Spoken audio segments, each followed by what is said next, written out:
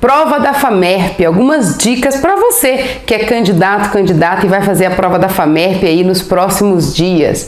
Não sei que dia você está vendo esse vídeo, mas eu estou gravando ele no dia 10 de janeiro e a prova da FAMERP vai acontecer dia 12 e dia 13 de janeiro de 2021. Então aqui a ideia é dar algumas dicas importantes para você que é um candidato, uma candidata e está aí disputando uma vaga de medicina nessa faculdade. Eu coloquei uma caixinha de pergunta no meu Instagram, perguntando se tinham dúvidas sobre o vestibular e me mandaram diversas dúvidas. Eu compilei todas as informações e resolvi gravar um vídeo tentando responder o máximo possível daquelas dúvidas. Tem muitas dúvidas que são comuns entre os candidatos, para você tentar revisar o que der para revisar. Estamos no momento já de descanso, de revisões, para você conquistar a sua aprovação. Certo? A primeira coisa que eu queria te falar é a nota de corte de 2020. Então, muitos alunos têm dúvidas, Débora, quantas questões eu preciso acertar, qual é a pontuação que eu preciso acertar para eu conquistar a aprovação aí na FAMERP. Então, eu vou dar para você aqui a nota de corte de 2020 da ampla concorrência, beleza? E para esse ano, gente, aquelas dúvidas, né? Será que a nota de corte vai aumentar, vai diminuir? Vou falar com vocês aqui da nota de corte e depois a gente conversa sobre essa mudança, se vai subir, se não vai subir. Beleza? Então, olha só, fiz uma colinha aqui que é claro que eu não decorei, né, gente? Então, ó, para ampla concorrência na FAMERP 2020, o último chamado, que foi na 16ª chamada, ok? Acertou 69 de 80 na prova objetiva, beleza? 69 de 80. Em biologia tirou 25, química 23, física 24 e na redação 17,27. Isso para ampla concorrência. Foi o último candidato que foi chamado aí para estudar na FAMERP, na 16ª chamada. Beleza? É uma nota relativamente alta, né? Não tão alta quanto tem que acertar 75. O ideal seria para você ir aí para as primeiras listas. Mas foi essa nota do último chamado em 2020. Beleza?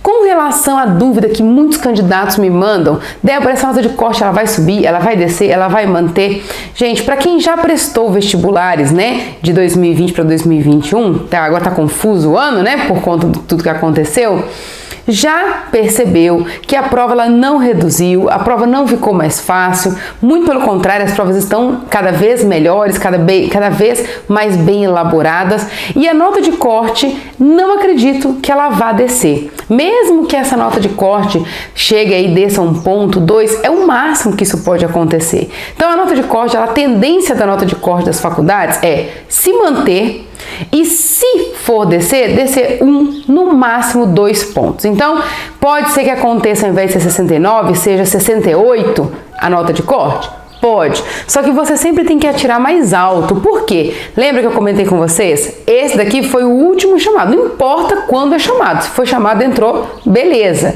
Mas tem todo aquele processo da agonia, da ansiedade. Então eu sugiro aí, se você quer FAMERP, tentar aí chegar próximo de 72, 73 questões para que você consiga garantir aí melhor a sua vaga. E claro, prova dissertativa tem todo aquele processo, mas tentar ir o melhor possível. Beleza? Então, nota de corte a gente sabe, com relação a se vai descer, eu não acredito nessa nota de corte que vai diminuir, eu acredito muito nessa nota de corte que mantém, certo? Eu acredito que subir também esse ano é um pouco mais difícil, mas manter, eu acredito que sim, se mantenha. Beleza? Deu para entender por enquanto? Outra coisa importante que eu vou falar com vocês aqui é sobre conteúdo. Antes de falar sobre conteúdo, eu vou falar um pouquinho sobre as provas, né, da VUNESP desse ano. Mas antes de falar sobre isso, gente, eu já vou pedir para você aqui aquele super favor.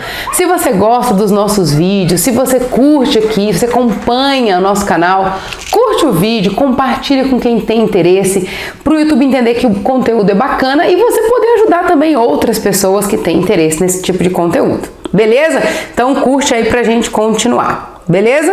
Vamos lá, vamos falar um pouquinho sobre as provas da VUNESP, que são características desse ano por conta de tudo que nós vivemos no ano de 2021.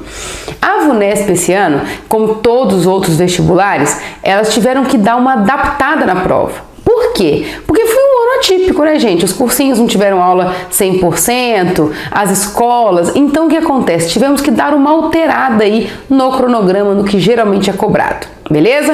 Então, olha só, esse ano é um ano que provavelmente, e quem já prestou o vestibular já deve ter percebido isso, os conteúdos mais recorrentes são conteúdos do primeiro e do segundo ano do ensino médio, que não significa que não vai cair conteúdos do terceiro, porque sim, será cobrado conteúdo do terceiro ano, beleza? Mas a maior parte, o maior peso da nossa prova, ele vai estar no primeiro e no segundo ano do ensino médio. Por quê? Por conta de tudo que foi vivido, por conta do atraso que teve nas aulas, rendimento, uma série de coisas. Então, foi pensado que as provas deveriam ter um peso maior em conteúdos de primeiro e segundo ano, porque não estavam comprometidos aí o ensino nesses anos. Beleza?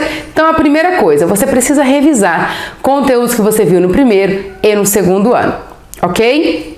Débora, então não vai ter tanto conteúdo do terceiro? Sim, tem conteúdos de terceiro ano que são característicos, são próprios da Banca VUNESP, que vão estar na sua prova. Por exemplo, geometria analítica é um conteúdo que geralmente se ensina no terceiro ano e provavelmente vai estar na sua prova. Probabilidade é um conteúdo que começa ali no finalzinho do segundo, se vê muito no terceiro, que provavelmente vai estar na sua prova. Ok?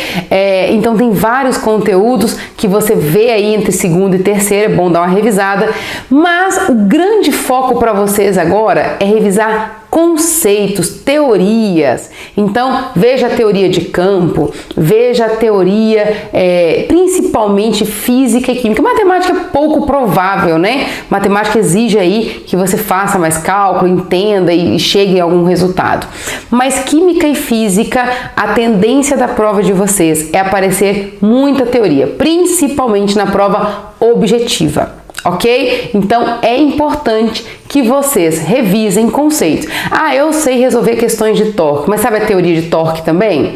Eu sei resolver questões de campo elétrico, mas sabe a teoria de campo elétrico? Ah, eu sei resolver questões de pêndulo, mas você sabe a teoria de pêndulo?